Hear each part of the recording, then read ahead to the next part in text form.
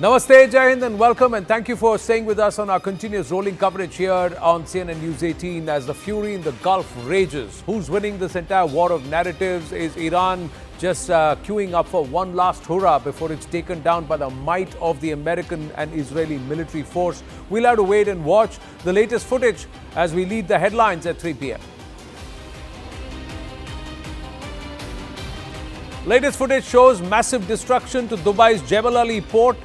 There are plumes of smoke that were seen rising from Dubai's Jebel Ali port as Iran continued its retaliation for attacks by US and Israel. Iranian missiles struck the Beersheba tech area, damaging buildings near a major technology park. Reports indicate that a facility linked to Microsoft was among the sites impacted in the attack. Satellite imagery shows apparent damage at Iran's Natanz nuclear site after fresh US and Israeli strikes over the weekend. War escalates and so do the casualties. Iran says death toll from US-Israel strikes has gone up to 787.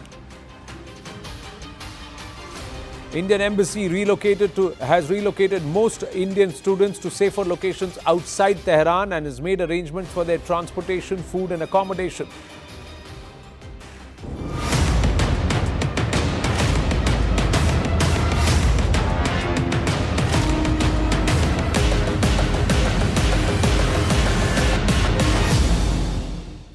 The fury in the Gulf is raging, viewers, and over the next 48 hours, the course that this war is going to take could be decided.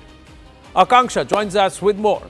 Many thanks, Anand. Of course, the West Asia conflict, as we all know, has entered a dangerous new phase with Iran and the US-Israel coalition intensifying strikes, even trading major claims across Middle East, even in the sea routes. Iran has now shut down the Strait of Hormuz, which is a channel for 20 to 30% of global oil supply.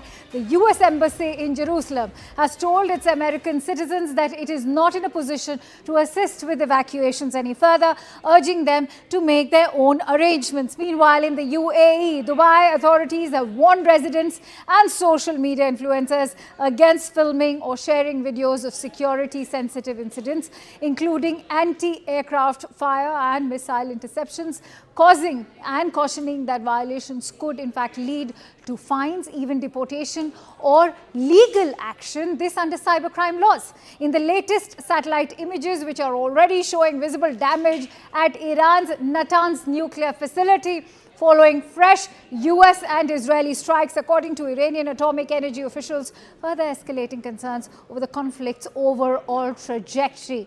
On that note, we're getting in some breaking inputs. This is with regards to Iran's nuclear facility in Natanz. Based on the latest available satellite imagery, IAEA can now confirm some recent damage has indeed been done to the entrance buildings of Iran's underground Natanz fuel enrichment plant.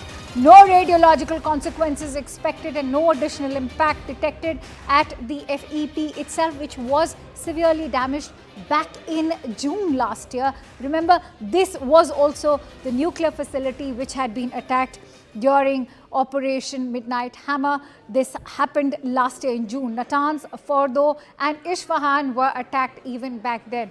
Let's quickly, in fact, go across to Sanjay Suri, who will add more inputs. In fact, Sanjay Kumar is joining me on the broadcast as well. But Sanjay Kumar, for how long can we look at, say, these strikes being safe? Because the IAEA has also shared its primary concern that a radioactive leakage could very well be a possibility now. If we look at the way in which US and Israel together are approaching this entire conflict, the US President himself has said that he's ready for 40 days. So I could foresee a longish war in which such strategic facilities will suffer damage, given the firepower of both Israel and the United States.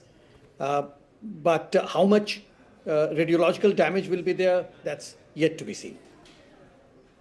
Stay with me, Sanjay Kumar. I can see that Sanjay Suri, who is currently stationed in Israel, is also with us on the broadcast. But let me take our viewers through the footage that has come in, those satellite imagery. In fact, these are the latest that we have been able to access. This, remember, is January last year of 2025, which goes on to show Natanz nuclear facility as completely intact. Cut to March 2026, you can see that there's ample damage that has been done over there, even though IAEA actually continues to maintain, and this looks like the missiles have indeed managed to hit the Natanz nuclear facility. But the IAEA is going on to indicate that there has been no radioactive leakage so far. But the key question is, for how long will they be able to prevent such kind of a radioactive leakage? That's a question I'd like to take forward with Sanjay as well. Sanjay Suri, if I may come to you quickly. Given that Donald Trump has vowed to completely ensure an obliteration of all the nuclear facilities, how will they ensure that there is no radioactive leakage? Well, speaking obliteration first, was it not Trump who had said in the last round of attacks that Iran's nuclear capacities have been obliterated, using that word, and then being severely critical of anybody who challenged that, and there were many who doubted it. As it turns out, on good grounds, they were seen and declared to be anti-national, anti the brave American forces. So now we have this attempt at obliteration all over again, and obliteration could very well provoke and trigger the kind of fear that you describe, where we might have contamination or leakage resulting from this. The IAEA is not going to issue such warnings lightly. The IAEA warning has been very specific that should there be such a scenario, and that there is serious risk of such a scenario, cities and whole areas may have to be evacuated. So there is a real danger here, and as this continues, as this attempt to pulverize these sites continues, that danger will become more and more real. It will come ever and ever closer. So there is a very serious risk there, and clearly this time Trump will be out to throw everything he's got into it. He certainly won't want a situation where for a second time he has declared obliteration, and then again it turns out that it didn't happen at all. Stay with me, Sanjay. We are getting in more breaking inputs, in fact, coming in. This as the overall conflict is now expanding by the day. In fact, the British base in Cyprus was subjected to a new wave of attack this morning, is what we are being told. This was a fresh attack on the British base in Cyprus. Remember, this is also after France has now vowed to send more help to this British base in Cyprus. Let me quickly bring in Sanjay back into this conversation. So, Sanjay Suri, we are looking at a fresh wave of attacks that also ensures that Britain is inadvertently getting roped into this conflict, even more so with France now vowing fresh help to Britain. You know, the British position in this whole business has been a little strange. It has been, to put it simply, kabhi kuch, kabhi kuch. You had Starmer at first refusing use of British bases to US troops for any assault on Iran. There was a good deal of pushback from Trump himself and from leaders within the US. So then he changed his stance, and finally he allowed it. He allowed it, following which he said in Parliament, well, that there's a problem with the regime change from the skies, quite sarcastic about the declared aim of the US. Now, willy-nilly, the British are seen as an ally of the US, even if they're into it reluctantly, even if they're into it halfway. And so we have this attack on the British base, and the clear result of that is bring in Sanjay Kumar also on that note. Sanjay, stay with me. Sanjay Kumar, I want to take your assessment on the involvement of Western forces, larger Western forces, not just Britain, but France has also vowed to give them help. They've also appealed to Germany, remember, US and Israel both. So all of these European forces now being asked for help. What could their involvement mean? Is this also going to mean that NATO, if there is NATO getting involved, this is inevitably going to lead to further escalation of the overall conflict? So far, NATO's involvement is not indicated. If we look at the statements coming out from Madrid, Madrid has asked closure and shutdown of the bases operated by the Americans. The British has allowed to use their bases, but only for defensive purposes and only for the stated objectives. Regime change is something where UK had its own reservations. If you look at statements coming from European Union as an organization, they are also calling for restraint, and they have not committed any continued conflict support by the European Union forces. So overall, I can see a divided Europe on the American cause or Israeli cause. And we can see further fragmentation and split in times to come. All right. Stay with me, getting in more breaking inputs. In fact, as we said, that there are two parallel wars being fought. One, of course, is the military one. And on the other hand, you have the war of narratives. In fact, Israel's foreign minister has responded sharply to the remarks by Iran's foreign minister, Saeed Abbas Araghchi, signaling strong alignment between the United States and Israel amid escalating tensions. In fact, remember, Araghchi had accused the United States of entering a war of choice, that too on behalf of Israel, claiming there was no genuine Iranian threat towards the United States. And he had also criticized the loss of both American and Iranian lives as being for Israel's firsters. He urged the American public to even reclaim accountability. Let's quickly take that forward with Sanjay Suri as well. So Sanjay, there's a war of words over here in terms of who is supposed to bear the responsibility of this, because remember, Iran has accused the United States of fighting this war on behalf of Israel, this when there was no intel suggesting that this was that Iran was in fact planning to attack the United States at all. Well, certainly both the legal and the factual basis of the US involvement in this is very, very doubtful, to say the least.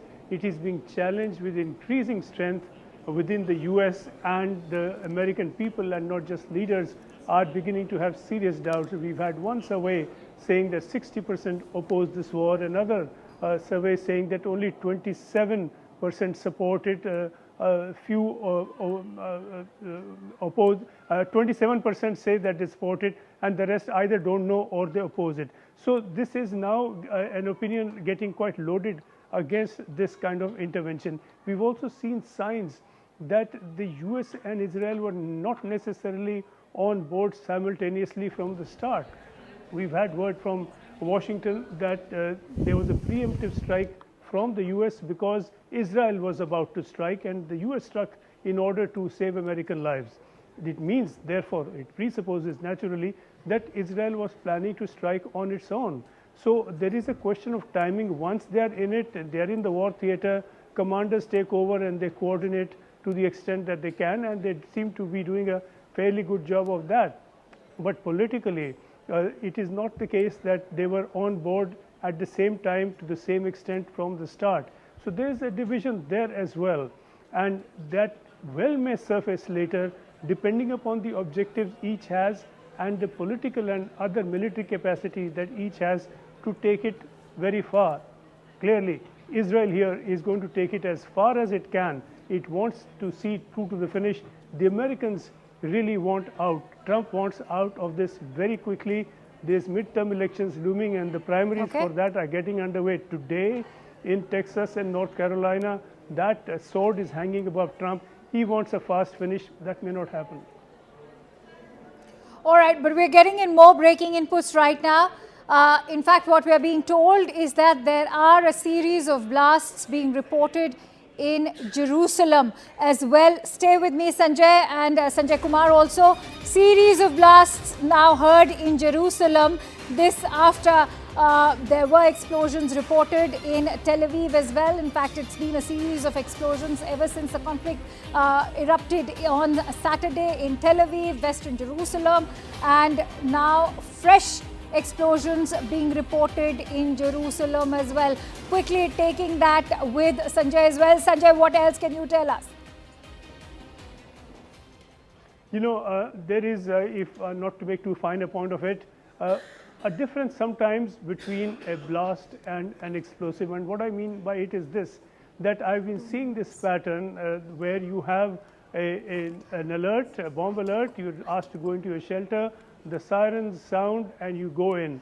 And very soon after that, very often, I've heard a number of loud blasts. And they're quite loud, quite emphatic, and it appears to be air defense interceptors being launched, and that is the sound that we hear often. At times, you do not hear that because there seems to be no immediate need for interception. So whether these are those blasts or these are Iranian missiles that have struck Jerusalem and would have struck in quite a few by way of numbers, going by these initial reports, that is something that will emerge very shortly. But this situation is very, very tense. We've had a bomb alert here in Tel Aviv just a few minutes back. So there is a danger everywhere now. All right, getting in more breaking inputs. This as firefighters are fighting large fires and thick plumes of smoke. This in Beirut's southern suburbs after a fresh wave of Israeli airstrikes in Beirut. Now remember, these airstrikes have been continuing in Beirut since yesterday. Firefighters are already battling the blaze in Beirut after the fresh wave of Israeli airstrikes in Beirut. Now, why is Beirut being targeted? Important to highlight that Lebanon is inadvertently getting involved in this overall conflict. Why so? Because this is also the headquarters of Hezbollah. And right now, we've seen the kind of assistance that Iran is receiving by Hezbollah as well. And so the United States and Israel and these Israeli strikes are also focused on destroying Hezbollah completely. Will they be able to even do so, given that we've seen how terrorism is more about a mindset than just a proxy militia group? Let's quickly take that forward with Sanjay K. Verma, who's also a former diplomat. He's in fact continues to stay with us. Ambassador Verma, how do you put this into perspective now that there is, attacks actually happening in Lebanon as well? Lebanon inadvertently getting involved in this conflict because of Hezbollah. I do not know whether it is inadvertent, because Hezbollah had always been an element in Lebanon. They had always been there. They also command political power in Lebanon. I'll tell you why I say so, because the polity there and the government have actually made it amply clear that they do not wish to be associated with Hezbollah and that civilian lives should be protected even if Hezbollah is being targeted. Completely agree with you. But if you look at the way in which Iran operates or Shia alliance operates, they have got these proxies all over the Middle East. And whenever there is a conflict, all these proxies are activated in low levels or even at a very high alert level. So in this case, we are seeing Hezbollah, but let's not forget that there are other proxies available in the region as well. And if they get activated, then it will be a multiple front conflict opening up. So Israel is doing fine. It's trying to block one of the fronts by bombarding those facilities in Lebanon, which could support an Hezbollah attack on Israel. Sanjay, as Ambassador Verma also highlighted that they are blocking one of the fronts, are there threats from other fronts as well? What happens to Hamas? Is that still a threat at the moment? Well, the two other threats, to add to what Ambassador Verma was saying, clearly are the Houthis, and Houthis do have some capacity. There's been a lot of U.S. firepower aimed at the Houthis, and that has not destroyed but certainly reduced their capacity to hit out at their targets, but they have not been obliterated, to use that word from Trump. They do exist. They do have some capacity to launch missiles, drones, and to carry out attacks. And then in Israel, very much more danger is Hamas. And following October 7, we've seen what happened. And over the last 3 days, we've seen a very considerable tightening of Israeli control to keep Hamas and its sympathetic elements down and suppressed. We've seen that there has been a new closure and new restrictions at the Rafah border with Egypt. Within Gaza, the control and the surveillance has been tightened up in Jerusalem, particularly East Jerusalem, and there has been a very strong presence of Israeli forces and police and the paramilitary, and we know that the number of people going to Al-Aqsa is very high at this time of the year. It's the Ramzan, and therefore there is a very highly tense situation all around. I'm afraid I'll have to interrupt you there, Sanjay, because we're getting in some more breaking inputs. Let's quickly now shift focus over to the impact of this war. We're looking at 5% surge in global oil prices. This was on expected lines because remember, Brent crude in fact shut on Friday at $72 per barrel. But on Monday, we've seen a surge where it's crossed over $80 per barrel. But 5% has been the overall global surge. Let's quickly take that forward with Haim, who will give us the details. Haim, what more can you tell us? Now, of course, Akanksha, we're looking at a oil surge of 5%. Remember, yesterday we saw a crude oil surge of 9% as well. And this is only on expected lines. We know that the Strait of Hormuz is, of course, facing a lot of disruptions. And many analysts would actually argue that if Trump's timeline, which is of 4 to 5 weeks, is anything to go by, we could see prices rise to about $130 a barrel. So that's really what we're looking at. Yesterday, remember, it was close to $85 a barrel. Now, that's something, if we were to stick to that 4 to 5 week timeline, could increase going forward as well. In fact, a very key point that you've made, because one has to not just focus today, but also on the days ahead. You're looking at 4 to 5 weeks is what Donald Trump is indicating this, when he had in fact ensured that it's going to only last a few days. Israeli Prime Minister still maintaining that it's going to be a swift end. But having said that, you mentioned the Strait of Hormuz. What is going to be the overall impact now that Iran has officially declared that they are indeed shutting down the Strait of Hormuz? Of course, that was a fear. Up until now, we've only been seeing disruptions because a lot of ship owners were citing the security concerns in the Strait of Hormuz. It's important to understand that that particular strait, this tiny stretch on the map, actually controls 20% of the world's oil flows, and it's going to have an impact back in India as well, and that's something that remains to be seen, how that will impact India and prices. But if we were to talk about the United States alone and Trump's timeline, we could see gas prices rise up by maybe $4 to $5 as well. And perhaps the United States may also be looking towards benefiting out of this situation by perhaps taking over the overall global supply. Many thanks to you, Haim. We will keep coming back to you as and when more information pours in. All right,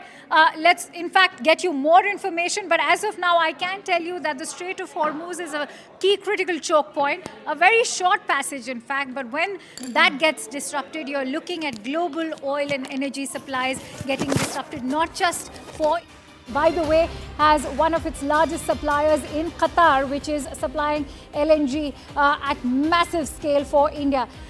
Getting in some more breaking inputs, government sources in fact indicating that there's 40% impact on the overall supplies. Petrol, diesel supplies are sufficient. So the Indian government has ensured that 40% imports are going to be via the straits, and they already have 60% of their supplies coming from other routes as well. Let me quickly take that forward with Pallavi Ghosh, who will bring us the details. Pallavi, what is the preparedness like for the Indian government at the moment to secure our energy supplies? Well, Akansha, a big word which is coming in by way of government sources is to all the people that there's no need to panic. There's no need to hoard. There's no need to panic. The situation is completely under control. And just rattling off some of the figures which we have got by way of government sources is that 25 days of stock as far as the crude stocks as well as the energy stocks. Now, energy stocks includes petrol and diesel, which is our everyday essential. So we have enough material for 25 days. So that is something we are not to be worried about. As far as the LNG LNG is concerned, Qatar is one country with whom we've had a long-term contract with, which should last for around 25 to 30 days.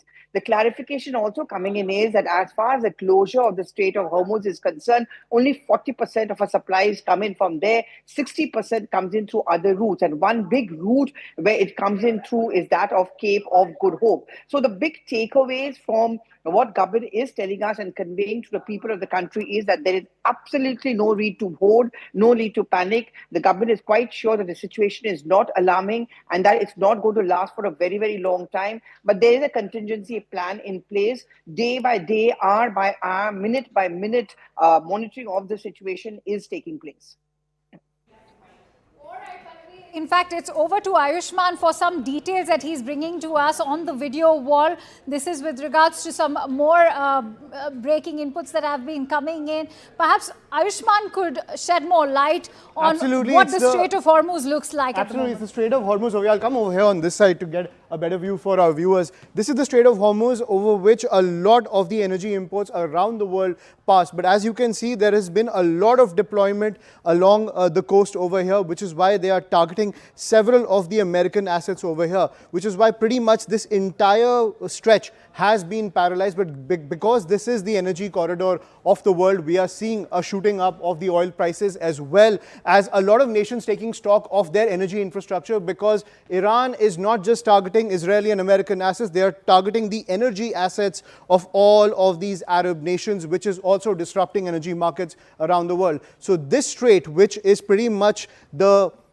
sensitive neck of the energy sector of the world, this is facing a lot of disruption, and it is one of the levers that Iran has been using when it comes to putting forward its message to the world, and at the same time putting forward that leverage on the energy markets to, in a way, try and get these Arab allies of the United States to put pressure on Donald Trump to pull back from the entire conflict. But we're getting a video from the Israeli Defense Force, ladies and gentlemen, as they continue their operations in the region. It's not just the fight between Iran as well as the United States and Israel. They're also taking out the entire Hezbollah network as well. You can see these visuals on your screen. This is the regime's leadership complex, is what the IDF is saying. They're putting out these videos about their targeted strikes inside Tehran, ladies and gentlemen. And you can see the visuals there. They have created this massive grid of the targeted strikes. They have taken the assembly area of the Council of Experts is one place which they have targeted. At the same time, you can see that in this entire square, which is the leadership nexus of the Iranian regime, they've taken out all of these buildings in precision strikes to cripple the Iranian leadership. So Israel making it extremely clear that they have a precision policy when it comes to taking out Iran, but it is only escalating the situation on the ground. This is also the presidential complex. You can see the structure of the Supreme Security Council.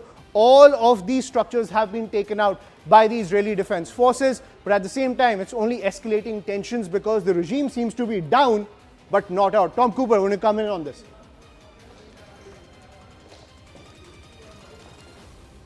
You can see these visuals coming in from the IDF. This entire area is the nerve center pretty much of Tehran. What kind of a message is sent to the entire world by taking these out? But does this only escalate the tensions within Iran? How much is this escalating tensions within Iran? I don't know, but this is actually a strike on Iranian target, on Iranian government, not on military forces. Of course, the national security has its strategic purpose, but it is actually developing politics, for which then the armed forces convert into the military operations. But this is pure attack on actually civilian objects, Iranian government. But can they turn things around? Does this effectively nullify the security leadership, or they're always in control? Taking out these buildings doesn't really do much. It is taking out the buildings.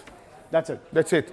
The people move out, and that's, if somebody is still inside, it's tragic, but otherwise it's accomplishing nothing. Right. So even if the IDF takes out these kind of buildings, there is also a network of underground structures that Iran tends to operate, yes. All the details which are coming in. Does that offer an effective command and control for the Iranian regime? They do. Depends on the facility in question. But most of such facilities are not in the city. not in the city. So, Akanksha, this is the analysis that's coming in, that even though these buildings have been taken out by the Israeli Defense Forces, at the end of the day, the Iranian regime's command and control nerve center is still intact, which is why you can see the counteroffensive coming in so expertly from the Iranian side. Absolutely. I want to bring in Adrian as well. Adrian, would you want to weigh in on now when the conflict is expanding? You're looking at Lebanon, you're looking at Cyprus, new areas which are getting attacked, but more importantly, the conflict moving to the Strait of Hormuz. How does that reshape the overall conflict when you're looking at a key critical choke point like Strait of Hormuz? Because these are not just ordinary vessels. Whatever is left of those vessels, much of the traffic has cleared, but these are vessels loaded with oil supplies. There is two points. If you take it on the military level, because they have an ability to counterattack, the Iranians also holds the advantage of the initiative, and they are forcing their enemies to overextend themselves to defend everywhere. So even if Cyprus was only attacked one time, you already has reactions like, oh, we have to send anti-aircraft missile systems to protect Cyprus too.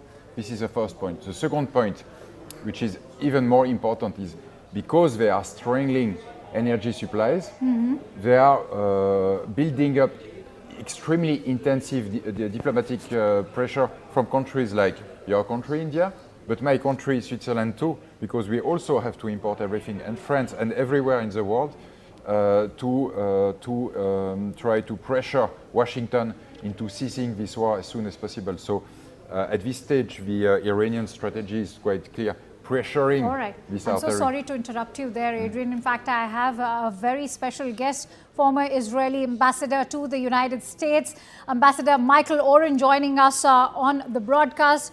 Ambassador, thank you for joining in. First of all, I'd like your thoughts on the expanding nature of this conflict. There are mixed messages coming in from both ends. Initially, Prime Minister Netanyahu has indicated that they are looking at a swift and speedy end to this conflict. On the other hand, you have the U.S. President indicating that this could very much take 4 to 5 weeks. I'd like your thoughts.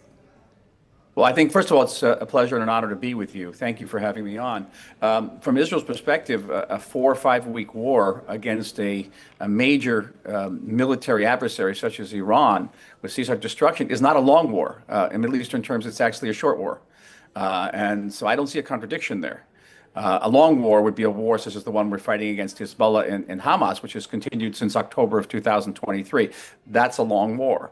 Iran is a country that is geographically bigger than France and Germany combined, with a population of 90 million. It has in its arsenal about 2,000 long-range missiles, each one packing about 1,300 kilograms of TNT. One of them just hit Israel a few minutes ago in the north. These take down not just an apartment building, but take down an entire neighborhood. And so this is a huge adversary. Right. And so 4 to 5 weeks to deal with that threat, to eliminate it, would be, I think, would be modest. Ambassador Oren, would you like to weigh in on the escalatory nature, given that your allies in the Middle East are also getting targeted? For how long will they remain mute spectators to the kind of attacks that are taking place, whether it is UAE, Bahrain, Kuwait, a host of U.S. allies in the Middle East? That's a key question. By shooting missiles at us, Iran doesn't gain anything strategically. It may gain something ideologically. It's fighting. It's killing Jews, firing at the Jewish state. That's very important for their Islamist ideology. But by firing at other countries in the Middle East, whether it's Kuwait or the UAE or even friends of Iran, such as Qatar and Oman, and even Cyprus, which is not even really in the Middle East, but a British base there or an Australian base. It is trying to put pressure on the Trump administration to cease the war. I mean, I think you just had a guest on from Switzerland. I caught the end of the interview, was basically saying that Switzerland is putting pressure on the United States to end the war. which is precisely what Iran wants to do. Iran also wants to increase the number of American casualties, and that is designed not to put pressure externally on the Trump administration, but to pressurize the administration from American public opinion, which hasn't been very favorable of this war, as you know. Oren, I'm so sorry because I'm running short of time, pardon me for interrupting you, but given the kind of impact we've seen in terms of flight disruptions, in terms of the impact on oil prices, the Strait of Hormuz being shutting down, do you think that there have been calculation errors over here in terms of the strategic calculations that were made by the United States and Israel? No, I don't think it's our miscalculation. I think that this was always expected.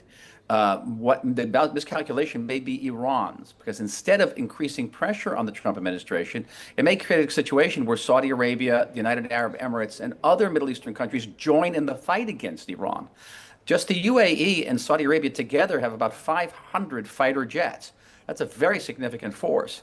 So this may be a huge miscalculation on the part of the Iranians, and it may be a game changer in terms of the war. But was Israel and was the United States expecting such kind of a retaliation to come in from Iran, given that the supreme leader was killed and there was an expectation that it will be the end of the Iranian regime?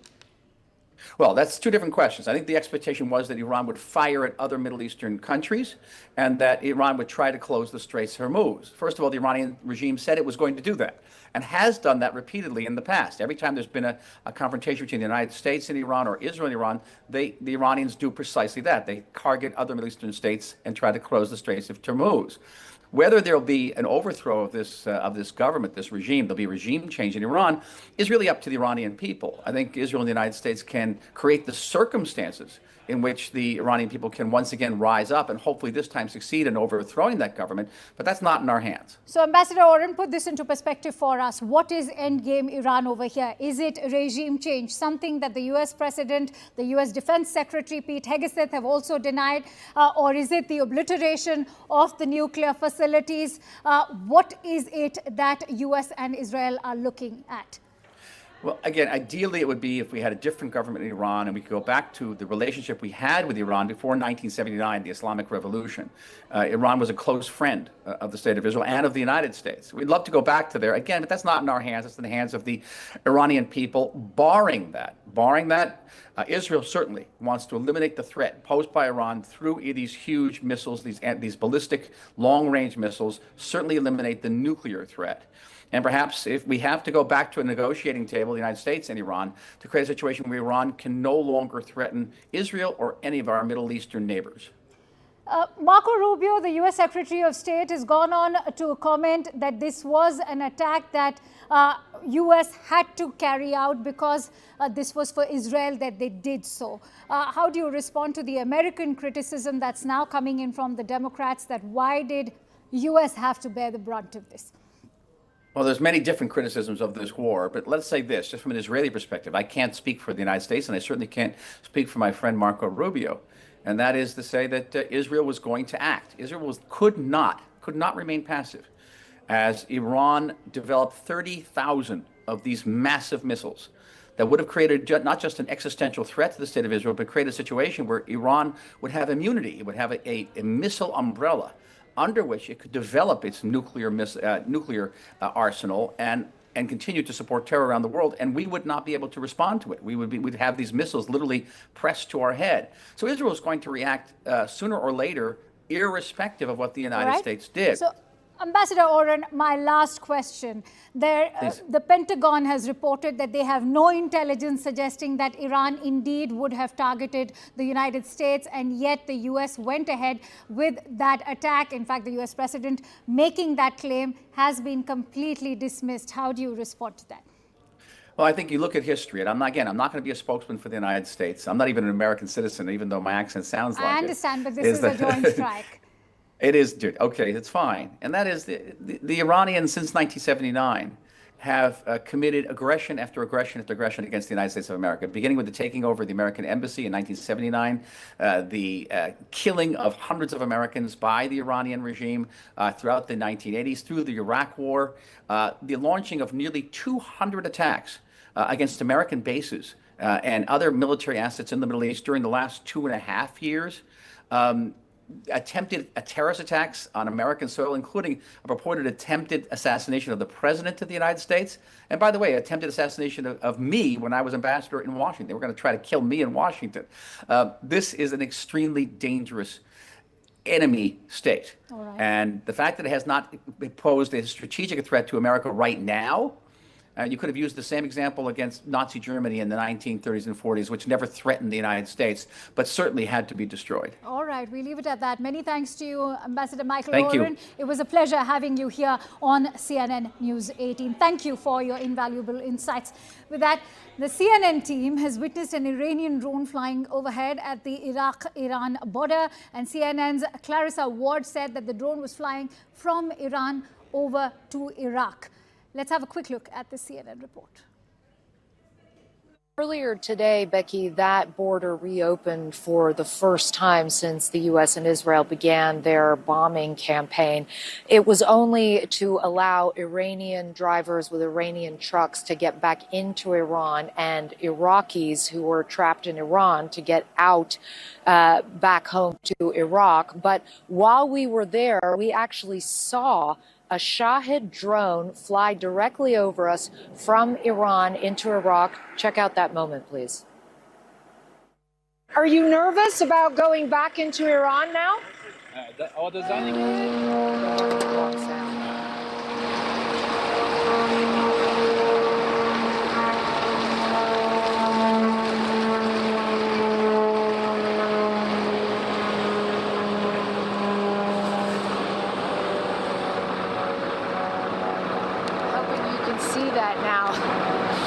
An Iranian drone literally just flew directly over our heads from Iran into Iraq.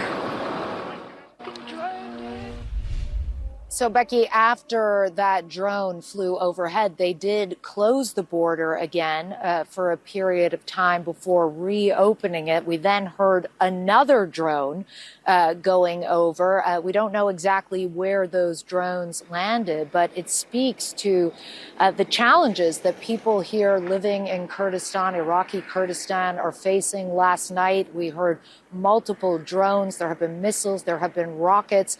And the people who live here are getting it from both sides, really, because they are being attacked from Iran, but they are also being attacked by Iran-backed militias inside Iraq. And as we cut away from CNN, more breaking news that's coming in. A defiant message coming in from Iran, where the Consul General of Iran has blamed the current Iran-Israel conflict on what he called the greed and the overambition of the United States and Israel, accusing them of trying to undermine Iran's independence and even the partition and the aim to partition the entire country is the pitch that's coming in from the Consul General. He said Iran will defend itself with full force, especially after what he described as paying the highest price with the martyrdom of Ayatollah Khamenei. So that is the entire pitch that's coming in from Iran. You can see that defiant message coming in from the Iranian regime that aims to only increase the cost for the United States and Israel. Let's listen in. Today is Sir Mutlaq, the Consulate General.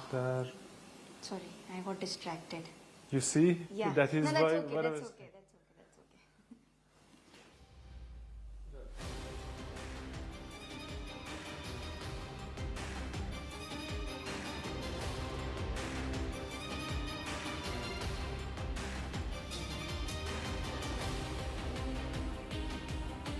Iran's position on the rapidly evolving Iran and Israel conflict, and most importantly, what it means for the Indian national. Sir, thank you so much for taking our time to speak with us. We would like to know what is your stand, what is Iran's stand on the growing hostility between Iran and Israel?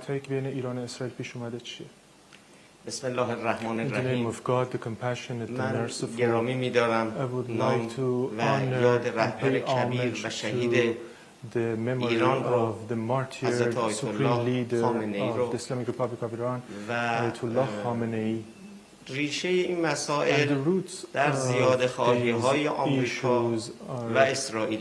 in the آمریکا و اسرائیل avarice of خواهان Israel and the U.S.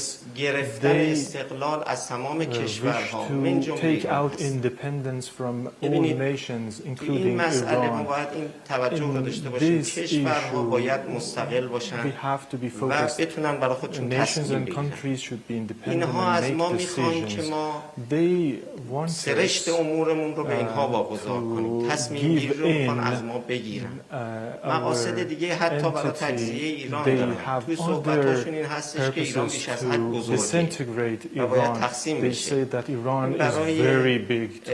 افزایش حاکمیت اسرائیل بر منطقه ما هستش و طبیعتا ایران به لطف خدا با قدرت و جدیت از استقلال خودش دفاع میکنه و پای این استقلال ایستاده و بیشترین بها رو هم تا به حال که شهادت رهبرش بوده داده و من بعد هم همین رو ادامه خواهد.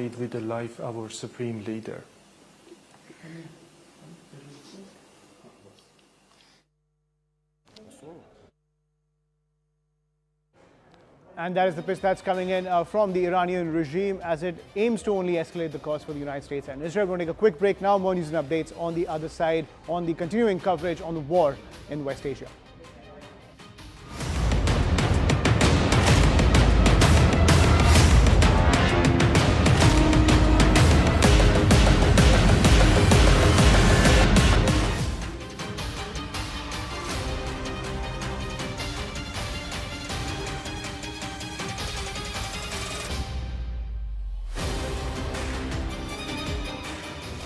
Who, what, where, when, why. You see the bits, I see the whole. To know the inside story on Iran, get with me inside the bunker.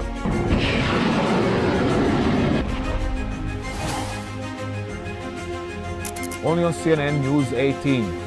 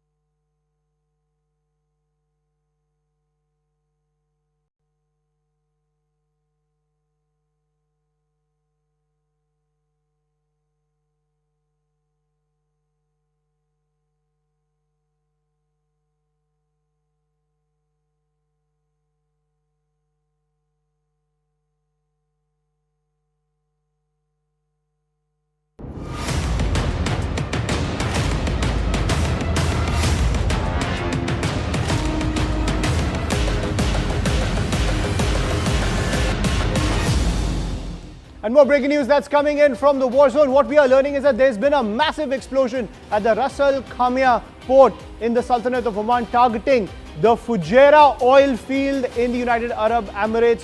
This has happened by a drone, ladies and gentlemen. So as you can see, in the entire Arab world, the energy infrastructure is now being wantonly targeted in the middle of this conflict between the United States, Israel and Iran, where the energy infrastructure is in the direct bullseye of the Iranian regime, trying to escalate the cost of this entire fight, putting more pressure on the United States and as well as Israel to pull back from the offensive. So the Fujairah oil field, one of the key energy infrastructure points in the United Arab Emirates, has been targeted by a drone, and we get those visuals for you. You can see those visuals on your screen. This is coming in from Riyadh, but we're also getting visuals of the Fujairah oil field in the UAE, which has been targeted by a drone. So the energy infrastructure in the firing line of the Iranian regime, and that has been something that has been happening for several days ever since the war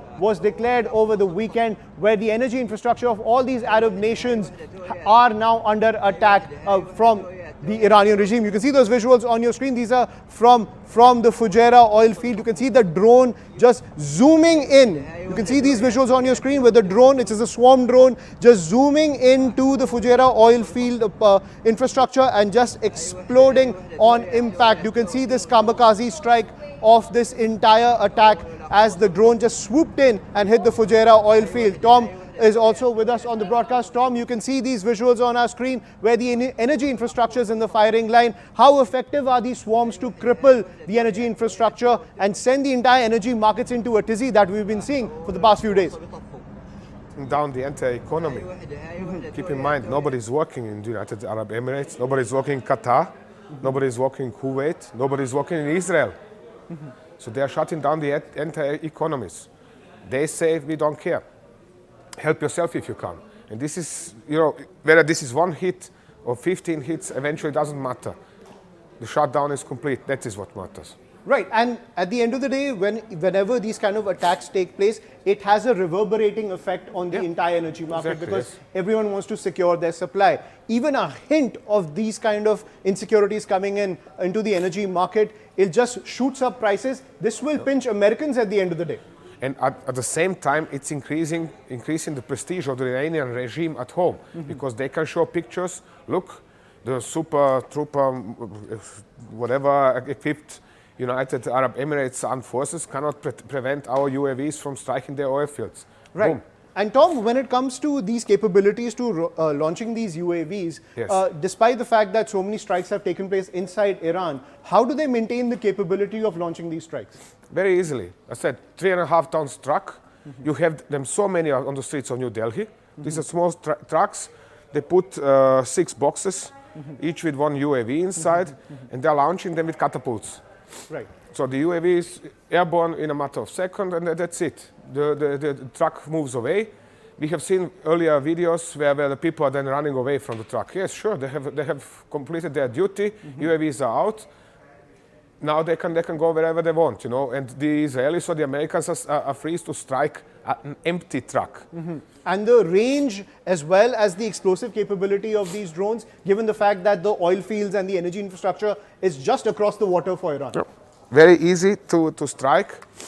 They know where these oil fields are, so they can strike them from multiple directions, therefore taking local defenses by surprise. Because these defenses, they are sometimes to the left, to the right, and so on and so on. Question is whether they are expecting an attack from this direction or not right in that moment. So it's an easy job for the Iranians. It's not something that is making me happy. I'm simply explaining from the Iranian point of view. Right. And it's not hurting them. The Americans and Israelis can then destroy this launcher, but UAVs are away, and the economy of the United Arab Emirates is down. That is what matters. So just one truck, and the 6 entire UAVs. world, for that matter, Yeah, exactly. But at the same time, do you see these tactics coming in from the Iranian regime as a major miscalculation from the United States and Israel, that when it comes to raising the stakes with Iran, protecting these oil fields was essential at the end of the day, but they've been unable to do that? It is a massive strategic mistake. They have expected, actually, they are going to bomb for 2-3 days. I said, 3-day special military operation. They're bombing going to bomb for 2 or 3 days. Iranians are going to raise. The regime is going to be weakened through the bombardment, and everything is going to be fine. Milk and honey are going to flow. Absolutely. Akanksha, so that is the pitch that's coming in, that despite the fact that Iran has been pretty much crippled, its military has been hit. And I think we need to also touch upon how critical is the fact that they are targeting these oil refineries. Yesterday it was Aramco. Aramco first issued a statement saying that their oil production is not going to get impacted, but it doesn't seem like it, because you're looking at all of these OPEC plus nations now being targeted, whether it is UAE, whether it is Saudi. We've seen how there is a targeting of these oil refineries, and if Donald Trump is anything to go by, for how long can they have a shutdown if this war, as he's indicated, is even going to last 4 to 5 weeks? Right, and Pete Hegseth pretty much in his press conference said that it's a stupid question to ask how long this war will be. Also not ruling out the fact that there could be boots on the ground. In your opinion, is boots on the ground something that America could be forced to kind of go for? They might be forced to think about it, but I don't see how shall they organize this. Because except they deploy their troops, for example, in Iraq or in Pakistan, they have nothing, no ways to run an invasion of Iran. Because it's, if you take a look at the map, excuse me. Yes, take a look. Iran is largely landlocked country, except in the Persian Gulf and Gulf of Oman. But the countries nearby, they are not particularly US friendly. And even if they are US friendly, like Pakistan, you first have to bring the troops into Pakistan, then you have to bring the supplies for these troops to Pakistan, which is a huge task. Absolutely. And then you have to move these troops into Iran.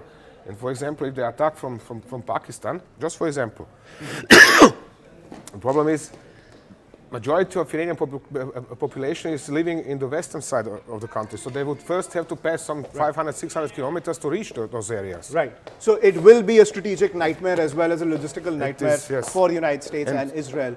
Similarly, if they say, let's say, Kuwait lets them arrange the invasion from its terrain, from its soil, then they have to cross Iraq as first. Absolutely. And in Iraq, we have Iranian proxies, like Hezbollah. Right. So strategic nightmare from here, and the proxy nexus over here that could affect the United States. And that's when it comes to the entire situation between Iran as well as Israel, as the cost of war is only escalating because these energy sectors are now being targeted by the Iranian regime. We'll continue to track all these developments coming in. For now, quick break. More news and updates on the other side.